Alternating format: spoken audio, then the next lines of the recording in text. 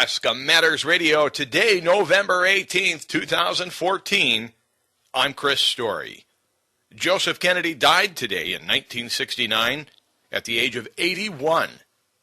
Joe Kennedy changed the face of radio in America. Did you know that? Yes, Joe Kennedy convinced the powers that be at CBS Radio to put Paul Arant on their national syndicated network of radio stations. You may know him as Paul Harvey. A policeman is a composite of what all men are, I guess, a mingling of saint and sinner, dust and deity. Called statistics, wave the fan over stinkers, underscore instances of dishonesty and brutality because they are news. What that really means is that they are exceptional, they are unusual, they are not commonplace. Buried under the froth is the fact. And the fact is that less than 0.5% of policemen misfit that uniform. And that is a better average than you'd find among clergymen. What is a policeman? He of all men is at once the most needed and the most wanted. A strangely nameless creature who is sir to his face and pig or worse behind his back. He must be such a diplomat that he can settle differences between individuals so that each will think he won, but if a policeman is neat, he's conceited. If he's careless, he's a bum. If he's pleasant, he's a flirt. If he's not, he's a grouch. He must make instant decisions which would require months for a lawyer, but if he hurries, he's careless. If he's deliberate, he's lazy. He must be first to an accident, infallible with a diagnosis. He must be able to start breathing, stop bleeding, tie splints, and above all, be sure the victim goes home without a limp or expect to be sued. The police officer must know every gun, draw on the run, and hit where it doesn't hurt. He must be able to whip two men twice his size and half his age without damaging his uniform and without being brutal. If you hit him, he's a coward. If he hits you, he's a bully. A policeman must know everything and not tell. He must know where all of the sin is and not partake. The policeman from a single human hair must be able to describe the crime, the weapon, the criminal, and tell you where the criminal is hiding, but if he catches the criminal, he's lucky. If he doesn't, he's a dunce. If he gets promoted, he has political pull. If he doesn't, he's a dullard. The policeman must chase bum leads to a dead end, stake out 10 nights to tag one witness who saw it happen but refuses to remember. He runs files and writes reports until his eyes ache to build a case against some felon who will get dealed out by a shameless Seamus or an honorable who isn't honorable. The policeman must be a minister, a social worker, a diplomat, a tough guy, and a gentleman. And, of course, he'll have to be a genius because he'll have to feed a family on a policeman's salary. And that is Paul Harvey, brought to your airwaves thanks to the influence and the coercion of Joseph Kennedy. Did you know Paul Harvey's father was killed in the line of duty as a policeman? Yeah, very interesting. Today's program brought to you by Horizon Satellite and Horizon Wireless. 226-3100, 226-3100. Wireless internet and satellite TV and other communication. You do not want to go anywhere until you've spoken to Horizon Satellite, Horizon Wireless. 226-3100. I'm Christopher Story along with David Webb. We're bringing you what my mom calls the greatest show on earth. Alaska Matters Radio will be joined by Dr. Ilona Farr, one of my favorite people to speak with on the air. We're going to be talking to Dr. Farr about Ebola, the transmission of Ebola.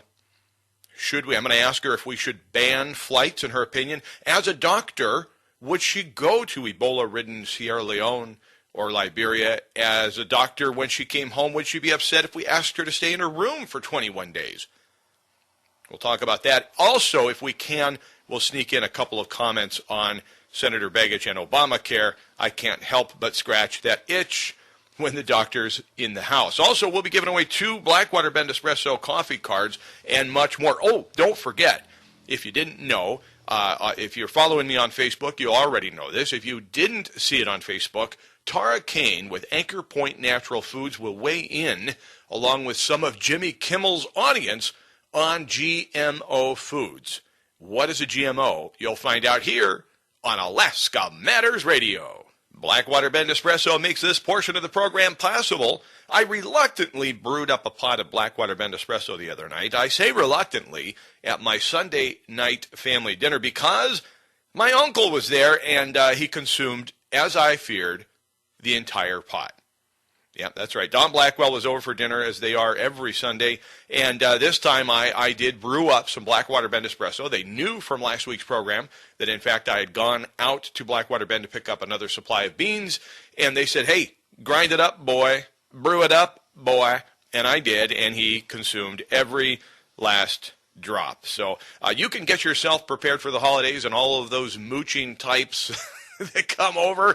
Get your own Blackwater Bend Espresso beans. You can take it home with you, serve it anytime you want, or just get a great cup of Joe on the go. Gourmet coffee, when good won't do, get Blackwater Bend Espresso. They're halfway between Homer and Anchor Point. By the way, only open from 4 to 9 a.m. this week, doing normal maintenance and routine stuff they're going to be doing. So 4 a.m. to 9 a.m. until Saturday, back to normal business hours. I want you to go to Blackwater Bend Espresso for free. Here's how you can do it. Text me your name and answer to the following question. It's more of a participation than it is a question. Answer this. Would you support a borough-wide ban on marijuana dispensaries? Would you support a borough-wide ban on marijuana dispensaries? Text your name and answer to 299-7653. No wrong answer, just your opinion. 907-299-7653. Send me a text now. Meanwhile, we'll join up with Dr. Ilona Farr, who's busy saving lives, but she's decided to take a few moments and spend it here with you. Thank you, Dr. Farr. Thank you. All right, let's talk Ebola. Let's just cut to the chase. It's got me freaked out a little bit, I think, in terms of I don't know exactly how it's transmitted. I don't know that I trust what I've been told by the CDC and or our government. So maybe we should start there. How, from your understanding, Dr. Farr, how do we transmit Ebola one to the other? Well, first of all, Ebola is part of the filoviruses, and they're actually a very strange type of virus. They are kind of worm-like. There's 5 different types of it, 4 of which infect humans, and one, the Reston virus, was actually identified here in the United States in monkeys. But it turns out that one, people can get it, but it's not deadly to them, and they really don't get any symptoms from it. So this latest outbreak actually started in Guinea. The rumor has it that there was a 2-year-old that was bit by a bat, transmitted it to a healthcare worker. That healthcare worker worked in like 4 different clinics throughout Guinea, Sierra Leone, and Liberia, and that's where it got started, the whole Ebola outbreak now. She transmitted it to multiple other people, and 16 of those people died, and then from there, funerals and everything else, that's how the whole epidemic started. Right now, there's 8 countries that have Ebola patients in it, and the outbreak is, of course, worse in the Liberia, Sierra Leone, and Liberia and Guinea area. Right now, here in the United States, we had the physician that died yesterday from the disease. Most of the healthcare workers, there's been 570 healthcare workers that have been infected, and 325 healthcare workers have now died from it. The Doctors Without Borders, there's 24 healthcare workers that have gotten infected, and 9 have died. And partly it might be because of better nutrition and also being able to come back to other countries and receive treatment. Do you think, Dr. Farr, do you think that is reasonable? I do. As just a lay person, I believe if you, Dr. Farr, you decide to leave your practice for a period of time, go to Liberia, go to Guinea, go to Sierra Leone and what have you, and give of your very best, to give of your understanding and your medical abilities, I think it's reasonable to ask you to be then quarantined upon your return for the 21-day period to determine whether or not you actually brought it back with you. Do you think, as a doctor, is that an unreasonable request? I think it's a very reasonable request to do that because this virus is very virulent. In other words, if you can get between 1 and 10 viral particles, even in contact with your skin or an open cut, you can catch the infection. So it's very virulent. It's not as contagious as the flu is. So, for instance, the flu, people generally tend to be contagious right from the very start with coughing and sneezing, whereas this particular virus appears to get much more contagious the further along in the disease you are. It seems to be more contagious than AIDS because these physicians in Africa deal a lot with bloodborne diseases all the time. They deal with malaria, they deal with AIDS, and those are both bloodborne diseases. So there is other routes of transmission of this Ebola virus, and it's possible that in the later stages there's, from all the throwing up and coughing and everything else that they're doing, that there is some spread through the air. It does not appear, though, as bad as the flu. So that's why the CDC is now saying, kind of a 3-foot radius around those people because of the aerosolization perhaps of some of the particles. The problem is that initially people were told that they just needed, the gown and mask and gloves with these people, and now they're actually having to go to a level 4 biohazard suit because this is so virulent. And that's the problem is some of these people initially caught this disease because they were only wearing, the level 2 protective gear and not the level 4. Do you think the CDC has done a good job in educating the American people? And when I say the CDC, I use that term as a wing of the president's or the government's microphone. In other words, they're the ones, the CDC, which will, I think, set the tone for how we receive this information. And I got to tell you, as a layperson, I was confused. And then when I started to hear contradictions, started to believe that we weren't hearing the truth. Do you think they've done a good job, or have they misrepresented this issue? No, I think they've misrepresented it in turn. I think they've caused a little more panic than they actually needed to. I think what needed to happen was, it's just like in the old days when people had mumps or measles or smallpox, you would actually quarantine that family, and then you could focus all of your resources on that family instead of allowing the family members just to spread throughout the general public.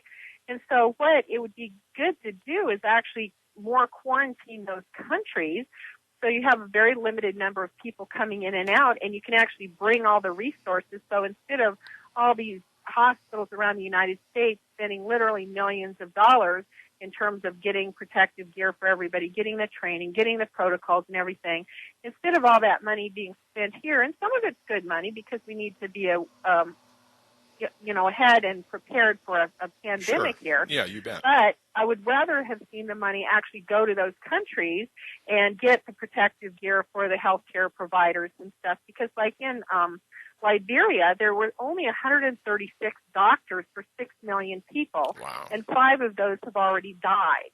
And so we have to actually support those people there, and instead we're spending so much time, energy, and money here in the United States when we could be actually, using that money to produce cures for those people and getting it to those countries.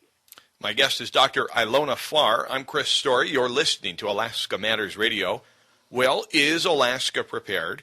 Are you safe? And is there unnecessary panic? What can you do? What should you do, especially if you're going to be traveling and or having a lot of guests around this holiday season? Dr. Ilona Farr here on Alaska Matters Radio. Well, would you support a borough-wide ban on marijuana dispensaries? So in other words, there'll be no dispensaries in the state, on the peninsula, Kenai Peninsula Borough. So, rather than go municipality by municipality, I said, you know what? Would you, the listener, the average listener to Alaska Matters Radio, above average, by the way, would you support just a borough-wide ban? That's it. You cannot open a dispensary on the peninsula. That doesn't mean that there won't be, personal use, etc. That won't change the law, but there won't be the issuance of a permit or the allowance of an actual dispensary on the Kenai Peninsula. Believe it or not, the Anchorage Assembly is looking at this very issue. Assemblywoman Amy Demboski will be bringing this ordinance to the Assembly on Tuesday evening. Got me thinking, what would you say here on the peninsula? Text me your name and answer. Enter to win a coffee card to Blackwater Bend Espresso. Don't forget they've got great road food and munchies that you can pick up there at Blackwater Bend Espresso. So let me know. 299-76 53. No wrong answer, just would you, won't you? Would you support it? We're talking about Ebola with Dr. Ilona Farr, and Dr. Farr thus far has indicated to us that, it could have been more clarity and unnecessary confusion and panic maybe, thanks to how the CDC and the government handled the announcement of Ebola, etc. Dr. Farr, talk to me a little bit about what do we know so far about the number of people that have died so far. Three questions. I'll just sandwich them into one. How many people died so far? Should we be panicked and worried? And thirdly, is Alaska prepared? So start with how many people have actually died. Well, there's over 5,000 reported deaths, and the latest stats I got were from the 14th of November, and there were 5,177 reported deaths. But Liberia is in such a state of chaos right now, they actually haven't reported anything since the middle of October. So that number is actually low. The problem is that in these countries, a lot of people there's only a limited amount of testing you can do. Turnaround time is quite high in some of these countries, and so it takes a while to get that information out. There's only been 9,000 people that have actually been confirmed by blood work, that because of symptoms and the way the people died, that's how they have come up with these other 15,000. There was just a patient that left, I believe it was Liberia this morning, flew into India, and even though they certified that he was Ebola-free, the Indian Health Department found the virus in his semen. And so they are actually quarantining him for up to 90 days until that clears, because even though people can be clear of the Ebola virus in their serum by the blood test, they can continue to carry it in breast milk, in their sweat, and in their semen for months afterwards. And wow. Part of the thought is some of these people who may have gotten disease-free in the hospital may actually be going home and transmitting it through their loved ones unknowingly great. through body fluids. Great. All right, so that brings me to the next question. I worry about this, and it's got me a little bit verklempt, as they say. Should we be concerned here in America? How concerned should we be? Well, there are people traveling back and forth all the time. We have people here right in our community from these West African countries, and as they travel home for the holidays and stuff, they are going to have to be very careful and very aware, and they may want to self-quarantine themselves when they come back to this country. There are protocols in place at all of the hospitals here in terms of asking questions when people present with fevers. You still have to remember, though, when people come from Africa with fevers, malaria and typhoid are still the most common things that you're going to see, not Ebola, because millions of people are infected or die from those diseases overseas every year, and not that many people have caught Ebola. So it's kind of a rare occurrence in terms of absolute numbers. The problem is it's just so deadly, with the case reports of anywhere from 50 to 90% of people dying from the actual virus. And the people that tend to survive seem to be the ones that actually get the serum from people that have actually survived Ebola. And that seems to really help people survive. And that's why we see the healthcare workers that have survived in this country, that's what they have gotten. And in Alaska, you've kind of touched on it. Are we prepared to handle this in the event that somebody does present in Anchorage, say, or anywhere in the state? Are we prepared, in your estimation, Dr. Farr? I think if you present to an outpatient clinic, we are less likely to be able to handle it. We're just going to have to ask the patient, if we suspect them, we're going to have to keep them in one room until we can call Providence or Alaska Regional Hospital, get their charge nurses, and they can actually help direct it in the emergency room at Providence and Alaska Regional. They both designated areas to contain those people and how they can actually kind of quarantine them off from the rest of the population to help prevent exposure. So there are protocols that are being put in place here in Alaska, and so that's very reassuring. But the problem is that the treatment options are very limited for these people, and good nutrition seems to be a key. Good hand washing is also very, very important. It's the usual hygiene practices. But you've got to keep in mind that there are people that survive Ebola in these countries and that treat their family members. And there was that one lady that we touched on briefly before. They actually used trash bags, boots, and plastic bags and masks and goggles to treat her family members, and she survived and did not get it. So there are some common household things that you can do to protect yourself, like, using bleach, good hand washing and stuff to help prevent, any type of contagious disease from being transmitted. And that's a conversation definitely worth having, regardless of Ebola or just the common flu, I guess, and the stuff that we just take for granted that, well, it's wintertime, I'm bound to get sick. I guess there are so many other precautions one can take that doesn't necessarily have to be the case. Dr. Farr, while I've got you, we've just got a couple minutes left here. Would you mind, now that Senator Begich has actually bowed out of the race and has conceded to Dan Sullivan, and last we spoke, we were talking a little bit about Obamacare and Begich Care and Affordable Care Act. What do you see, just from the doctor's perch on which you sit, do you see anything happening with this new Congress and this new Senate being seated here in January? Do you think anything's going to change the Affordable Care Act from where you sit as a doctor? Well, a lot. I'm hoping some of it will implode if the Supreme Court rules as they should in terms of these subsidies. Hopefully this bill will collapse. But the problem is we really need to have Senator Sullivan, Senator Murkowski, and Rep. Young actually repeal this law, because the worst part of it, the taxes on health insurance, the death panels, the fact that it's going to drive a lot of us in private practice out of business in the future because of all these new rules and regulations, that part has not been repealed, and they're not going to do anything about it until so many physicians are driven out of practice. And right now, 70% of physicians in California are not participating in these Obamacare exchanges. 45% of physicians nationwide are not participating in Medicaid.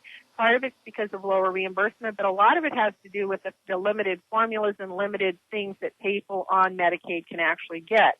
And I'd like to talk in a future about Medicaid expansion here in the state, how if we expand it, that cost to the state may go up as much as $6 billion by 2030, not leaving us money for anything else. And so I am definitely opposed to the Medicaid expansion, and I think everybody, especially the governor in view of falling oil prices, needs to really take a look at that, because it's going to have really negative implications for the state of Alaska if Medicaid is expanded. I hope that message does get to newly elected Governor Walker, because part of his campaign was he would have. And what I don't know, I won't put words in his mouth, but what I don't know is, was his proposing that we expand Medicaid, was that just anti-Parnell? I mean, if Parnell was against it, I got to be for it. Or does he really feel that that's the right thing for Alaska? And if he does, he needs to hear what you just said. And you is Dr. Ilona Farr. Dr. Farr, yes, would love to have you come back and talk about that. And then the other thing on my mind that I'd love to get you to weigh in, and perhaps we could even have a panel, would be on just vaccines. Would love to get your opinion on that. I know we don't have time, and that's a huge subject in and of itself, but if you'd be available again in the near future, I'd love to have you back. Yes, I would love to talk about what we're doing on the Medicaid Reform Advisory Group Committee. Excellent. I would also like to talk about pot, and this is just a warning to people. Remember, you basically have your choice between pot or firearms, because it is illegal to use pot and possess firearms, according to the ATF attorneys. So they were saying that this legalizing pot is a stealth way of firearm control in places. Oh, man, thanks a lot. All right, Dr. Farr, well, it's a pleasure. As always, we will have you back. We will pick this subject up where we left off. Thank you, Dr. Ilona Farr. Thank you. Oh, man, did you hear that? This is it's never ending. I don't know. I don't even want to go to sleep at night. What's happening to our country? You and I are here together, though. I'm Christopher Story, along with David Webb. We're bringing you what my mom calls the greatest show on earth. We'll have Dr. Farr's segment on our website, on topoftheworldradio.com.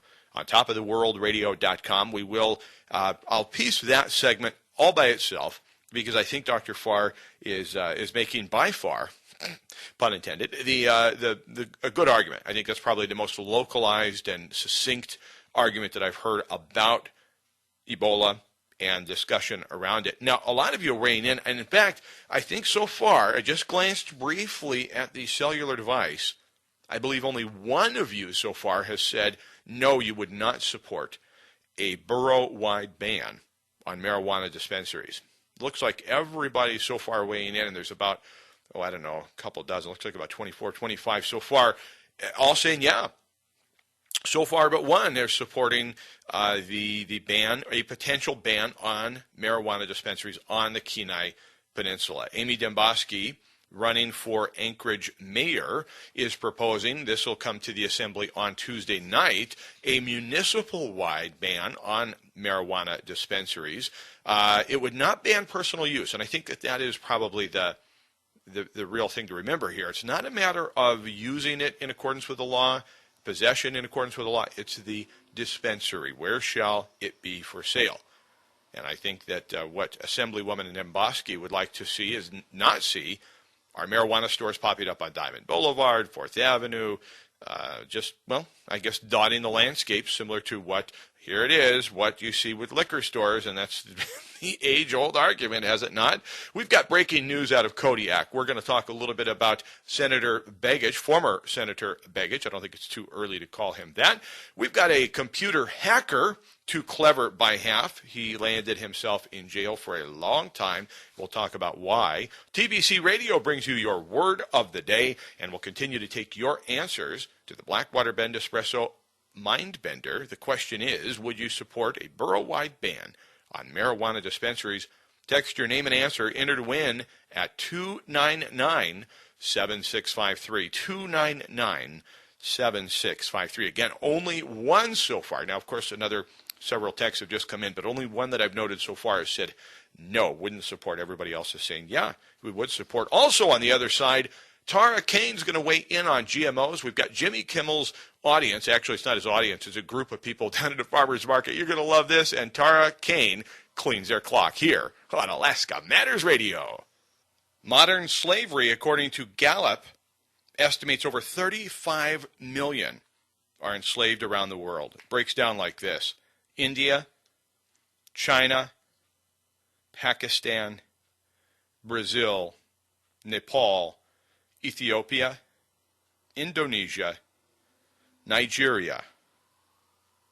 For those that live in America and take liberties with their freedom of speech to denigrate her, please note, America is not on that list. You're listening to Alaska Matters Radio. I'm Christopher Story, your host for Great Adventures in This Last Frontier.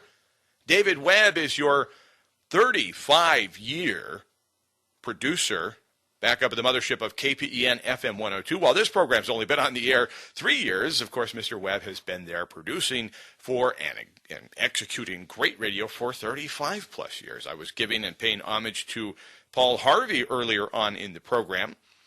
Telling you, you guys that stick with it for all those years, the masters. TBC Radio, they could put you on this radio as well. They bring you the word of the day. TBC Radio can make your small business sound like a big business. Right here on KPEN FM 102. Contact Josiah Holbrook today at 486-0210. That's 486-0210. And ask about options in Homer and Kodiak. TBC Radio, affordable and effective. Call Josiah, 486-0210. TBC Radio, word of the day. Leitmotif. Leitmotif. A melodic phrase or figure that accompanies the reappearance of an idea, person, or situation in a musical drama. A dominant recurring theme. I'll use it in a sentence now, just off the top of my head. I always like to do that. Totally just a whim here. I'll come up with a sentence and wow you with using this word. The overcoming of obstacles and a love of theater are two leitmotifs of her autobiography. Leitmotif. Use it in a sentence today, impress your friends tomorrow. Maybe. I'm Christopher Story. Again, you're listening to Alaska Matters Radio, what my mom calls the greatest show on earth. Thank you to TBC Radio. Gary Rose, probably listening in right now, finding that little bit wanting. Blackwater Bend Espresso. Now, it's your opportunity. We do have a couple of people weighing in. One opinion, I want to read this. It's not really an answer as much as it is an opinion. Hang on a second, because it's worthy of repeating. Here we go. A borough-wide ban on marijuana dispensaries would be good. But what are the odds that our borough assembly members would actually pass that ordinance? To which I say, touche. Maybe not. So the question is, would you, the citizen, would you support a borough-wide ban on medical or otherwise marijuana dispensaries. Let me retract that. No, not medical. Forget that. I'm talking about marijuana dispensaries at all. Let's just say all medical. Why? Why do I keep saying medical? Because, you know why? Because a friend of mine, this is what happened. A friend of mine texted in and said, don't take away my medicine. That's why I keep thinking medical. That's exactly what happened. Okay. Text me right now, 299-7653. 299-7653. There's no wrong answer. Would you, won't you support a borough-wide ban on marijuana dispensaries? Begich bows out, dancing with stars in his eyes. Senator Begich was led off stage at last when the hook came out from behind the curtain. Here's what he said. During this campaign, I put on my record for delivering to Alaska front and center, put it on the record front and center, and it's why this election was one of the closest races in the country, despite over $10 million of attacks from outside groups and their partisan narrative. He said, these accomplishments are not red or blue results, they're Alaska results. And the final margin of this election and clear support I received from the independent voters affirmed that. To which I reply, good night, Mark. Goodbye. Take a bow. Here's mud in your eye. Senator Begich, good night. News alert. This is my homage to Paul Harvey. News alert. Kodiak, the Emerald Isle of Alaska. Lock up your drawers, ladies. There's a panty pirate on the loose. Wait, this just in. Troopers have arrested the culprit. Surprise of the century. He's a teenager, rifling panty drawers and absconding with a pair or two. Now he'll get a brand new pair of undies of his own, bearing prisoner number 867-5309. Did you hear about the hacker that was too clever by half? This is sad. Jeremy Hammond will be 39 years old when he sees the light of a free day. The year will be 2023. What will you be doing? 2023 might just be another year in your life. For Jeremy Hammond, though, it will be the year he sees freedom and is released from prison for the first time in 10 years. Jeremy's a hacker who hacked into dozens of government websites, of course, for the purpose of justice, right? I mean, justice for all, that's what he says. His final act was to hack the intelligence firm Stratfor. The FBI caught him with the help of another notorious hacker who undoubtedly got himself out of jail. How did they gain access to his computer? This is why I bring this up to you. We can learn from Jeremy Hammond. He used his cat's name with a very complicated thereafter numeric code, and that's how they were able to crack it. Here's his code, Chewy123. Chewy123. Mother Gump's words are coming to my mind right now. Stupid is as stupid does. Well, a lot of people are, well, I'm not going to say stupid, but ignorant when it comes to GMOs. What is a GMO? Do you know? Do you know? If I just asked you right now, hey, what's a GMO? How would you respond? Well, Jimmy Kimmel did something that I think was genius. It's worth repeating here. So I've got a couple of those clips, and then we've got Tara Kane with Anchor Point Natural Foods to follow that, and she will set the record straight. Also, I want to tell you a story about Napa Auto Parts in Homer, Alaska, and I'm going to talk to you a little bit more about marijuana dispensaries on the peninsula. This is your last opportunity to enter to win. You could pick up, you know what I think I'm going to do? I think I know what I'm going to do for Christmas this year. You know how I told you my Uncle Don mooched practically an entire pot? Of course, Richard was over as well. My son-in-law, Richard, did have his share of the coffee. But Don just said, man, Uncle Don said, this is great coffee. This is fantastic. And he just kept getting more. And I kept offering, and he kept taking. And I was like, at some point, he's going to get the hint that I don't want to share my Blackwater Bend Espresso. I think I'm going to get him his own bag. That's going to be his Christmas gift, his own bag of Blackwater Bend Espresso beans. You can do the same thing. Go out there and pick up your own bag. Today you can, who knows, maybe you could trade in your coffee card for a bag of beans, or you could just get a whole lot of coffee made for you, custom blended. Answer this question. Would you or would you not support a borough-wide ban on marijuana dispensaries on the Kenai Peninsula? Come on, text your name and answer, 299-7653. There's no wrong answer, but this is the final call. When we come back, we will discuss the answers you've been sending, and we'll hear from Tara Kane at Anchor Point Natural Foods here on Alaska Matters Radio. First time anybody ever put a microphone in my face. I didn't freeze, but I wish I had. I was 17 going on 10, and I just, it was verbal diarrhea. And it was public radio, so it didn't matter. Just kidding! I'm kidding, but it was public radio. And they were interviewing people and said, if there's a draft here during the Gulf War, this is the first Gulf War, what would you do?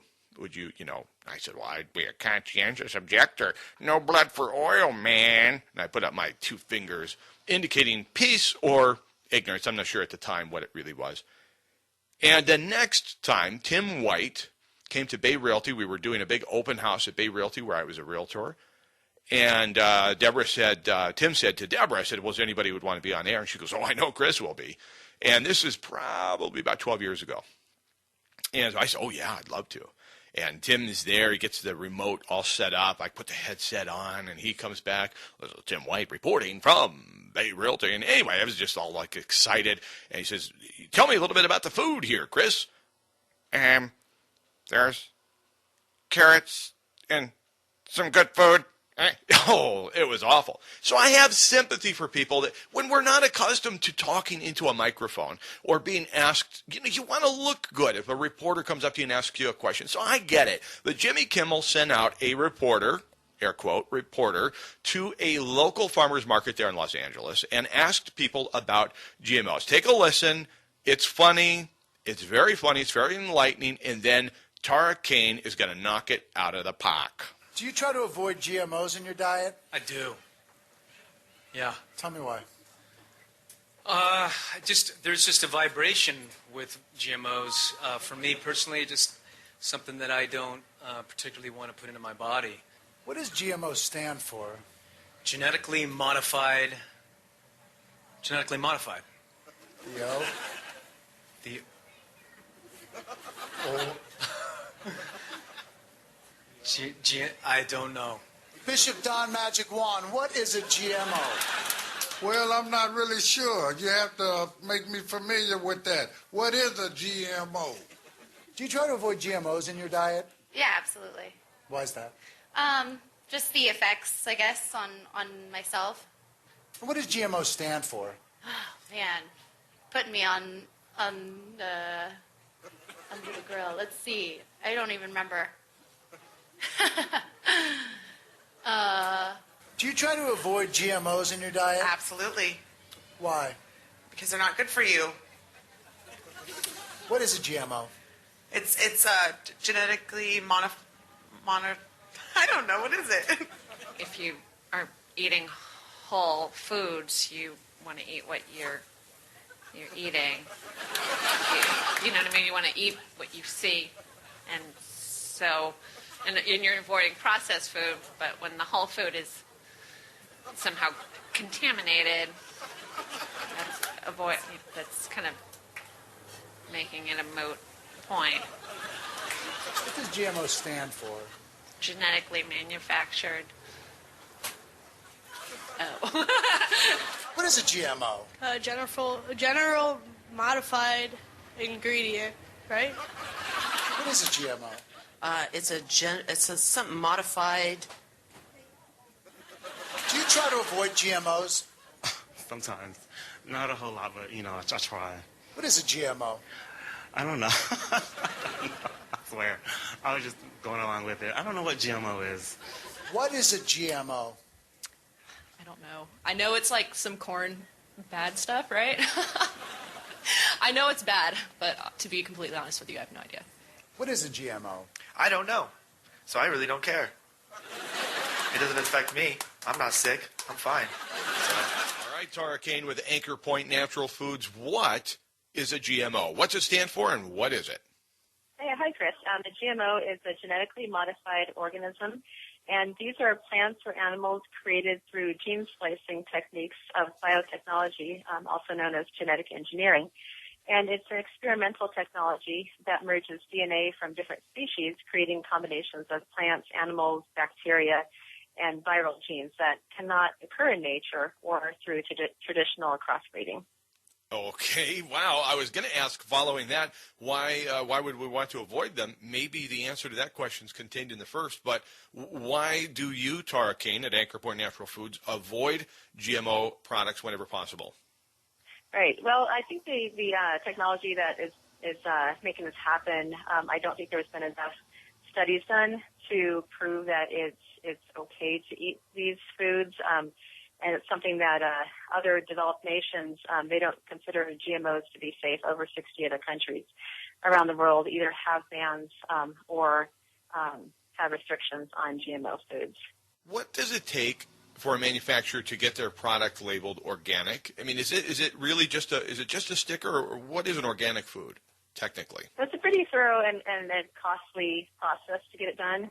By organic standards, it's food that is grown or produced without chemicals, pesticides, herbicides, or GMOs. And it's usually, I think it takes probably about a couple of years, 2-3 year process before you can have your products or your crops certified organic.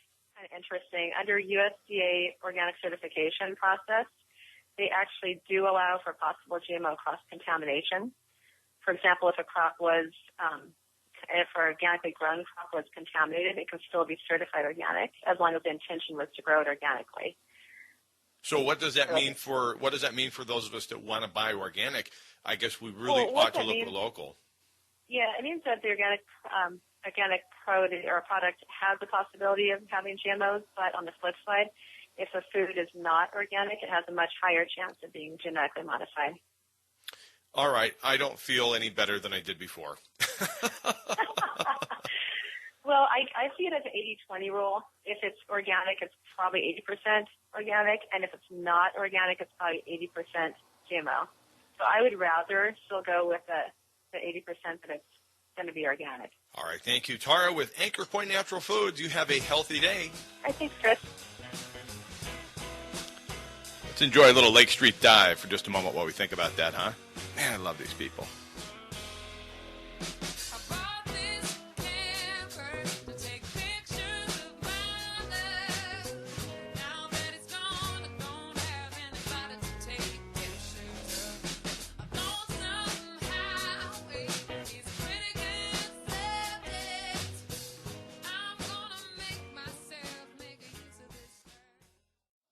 So I was talking to Kevin over at Napa Auto Parts. I'm going to say Ken, mix the two. Kevin and I were talking, and I'd gone in to get some oil. It's kind of funny because, you know, I've told you before, and I guess not everybody knows how ignorant I am when it comes to automotive, anything automotive. But you know, and Kevin knows, and anybody that works at Daniel knows, Paul knows, Warren knows, Sheila knows, everybody in Napa knows what an ignoramus I am when it comes to cars. But I don't need to know nothing because I got them in my life. So I go in, I'm looking at this wall of oil. Not olive oil, wall of oil. And I don't know what I'm looking at. All I know is 5 and a 30, right? I get 530. I don't know what it means. I don't know what that stands for. I just know that on the cap of my car, my truck, it says 530. Okay, that's all I look for. Brand, none of that means anything to me. Other than I get the Napa brand because it's quality and it's the least expensive. So that's what I do. Anyway, so there's this woman there next to me. This is a very emasculating moment in my life because I'm there and I'm a man. I think she assumes that I know about oil. And she starts asking me questions about oil and synthetic oil versus this type and that type. And I said, you know, I'm going to be very honest with you. You're in the right place talking to the wrong person. So I said, go talk to that guy, and they will school you up. But then I got to talking with Kevin about windshield wiper blades. It's time for me to change my windshield wiper blades. And he said, you know, here at Napa Auto Parts and Homer, we'll replace those blades. We'll install them for free. You buy them, we install them. And Paul's like, oh, yeah, I install blades all the time, even for guys, you know, gals, whatever. It doesn't matter. So anyway, I thought that was really cool. Check it out. They've got a new flyer, a new sale flyer down there at Napa Auto Parts and Homer. And I just want to say this, because this is where the conversation really got to me. Kevin at Napa Auto Parts, he and Courtney, they care about you. They care about quality and adding value in your life. They really do. Here's something else they care about, and you may or may not know this if you don't know them. They care about their crew a great deal. So I want to remind you, and me both, as we are shopping for oil, floor mats, freshener, parts, belts, spark plugs, whatever it is, and to whatever degree you work in the automotive field, I want you to remember and think about this. When you shop at Napa Auto Parts and Homer, you're keeping your money local. Okay? It's true. Kevin and Courtney have taken care of their people for 10 years. The store's been locally owned for a little over 10 years by Kevin and Courtney Kyle. Great people. Take care of you, and they take care of their crew. And they've been here with you, and they're going to be here with you. Napa Auto Parts and Homer, corner of Main Street in the bypass. Blackwater Bend Espresso. Okay, who's going out there for free? Well, it's going to be Catherine and Larry. Catherine with a C, by the way, and Larry. And again, not because of how they answered, but just randomly selected from the several dozen text messages. Now, my challenge at this point is to go through here and just read a couple that I think are that I can easily get to. So don't be offended if I don't read your text. Please, this isn't right or wrong. This is just what I can easily get to. Yes, I would support a ban. And Chris, I think it's funny that the Panty Burglar has the same number as Eddie Money's song. Jenny, yes, it is. Thank you. Thank you for recognizing that. 8675309. You cannot start saying 867 and not finish that. In fact, I couldn't remember it off the top of my head. I said to Tiffany, I was writing that story this morning. And so I read that story about the Kodiak Penny Burglar, and I said, I'm going to give him a prisoner number, 567. She goes, no, it's 8675309. She must have liked that song more than I did. Okay, no. Okay, P says, no. Why make people who need medical pot buy from crooks? Okay, that's a no. Too many people in government look at it as a source of income. There you go. Another one of you wrote in and said, you're going to start growing it and supplying it, so it's job security. Angus says, in favor of the ban, is yes, in favor of the ban peninsula-wide. Full support of the ban. Josiah said yes. Catherine, yes. Heidi, absolutely. Yeah, majority. They just keep going.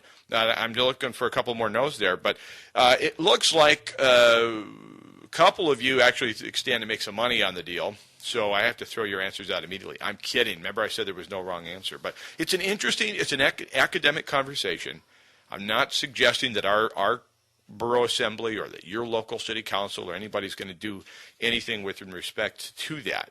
But it is interesting to me that the Alaska Dispatch is reporting that my friend, Amy Demboski, Assemblywoman Amy Demboski, is going to be proposing this Tuesday. In fact, I think maybe, just maybe, if she's got time, I'll contact her. I'll shoot her a text message and ask her if she'll appear on this program. I just want to continue this thought because you may be wholly against the use of marijuana, and you think, it's too late. There's nothing we can do about it because the vote, Proposition 2, passed, right? Not a huge margin, but it did pass. A majority of people passed it. Well, Anchorage mayoral candidate, Assemblywoman Amy Demboski, says, no, there is something we can do about it. At least in the municipality of Anchorage, we can put a ban on dispensaries. No commercial marijuana sales in the municipality of Anchorage if her ordinance is successful. Now, she was instrumental in AO 37, which the voters in Anchorage just put down, that limited and restricted some of the public employee union bargaining, and that was an ordinance that she helped craft, and it was just defeated by the people. So it's an interesting process that just because you would disallow the sales of commercial marijuana in, say, the municipality of Anchorage or the Kenai Peninsula Borough doesn't mean that you, the voter, can't come back later and strike it down with another referendum. Or referendum, I think is how that would actually be. Come on, that was funny. You have to admit that was funny, a referendum. So, all right, so again, Catherine and Larry, I want to thank all of you that did participate. I do. I feel really blessed and honored whenever you take your time, not only to listen to the program, but to actually go out of your way to participate. So thank you for doing that. I do appreciate it. A couple of things I want to mention here. We're getting ready to really hit it hard with our series, our mini Saga contest. We've got a couple of nights stay at Kenai Peninsula Suites lined up for you. We've got a huge gift basket from Blackwater Bend Espresso. We've got a great set of gift certificates from the Homer Bookstore. We've also got several big prizes from the Homer News to give away along with that. So the way it works is this. A mini saga, and the way I got this idea, and I want to hear from you. I don't want this just to be an idea that I have in my head and I think it's a good one, and you're sitting there going, yeah, but I'm never going to participate. You're a moron, Chris. I mean, you wouldn't say that to me, or even about me. I know that. But at the same time, let me know what you think. The mini saga appeared first to me in Dan Pink's book called A Whole New Mind. And he's talking about a good brain teaser, a way to really narrow in on your own life. Write a mini saga, almost a little mini biography in 50 words or less. A compelling story told in 50 words or less. And I read that and I went, wow, oh, that's cool. And I wrote one and I liked it. And I thought, you might like it. You might like to do this. So here we are. On Top of the World Radio brings you the mini saga contest. 50 words or less. So do you think that's a good idea? Or do you think that's kind of dumb? Tell me about it. 299-7653. Shoot me a text. I can take it before we get a whole lot of more energy put into it. I want to know what you think. 299-7653. And great gifts, by the way. And we might even have a few more surprises lined up. We've got some great judges already agreed to do it. Great published authors and so forth. They loved the idea. But they're academic pinheads, right? So I want to know what you think. I mean, no offense to them, but this is what they do. This is like saying to somebody's addicted to candy or sugar. He's like, hey, you want a chocolate bar? Yeah, I'll take a chocolate bar. Anyway. All right, hey, I'm Christopher Story for David Webb and myself and the entire family at KPEN FM 102. I'm wishing you success in the great land. I hope that you really make the most of this day. I mean it when I say it, and I repeat Zig Ziglar very often. You were born with a purpose and endowed with the seeds of greatness. Good day, Alaska. We'll see you next week.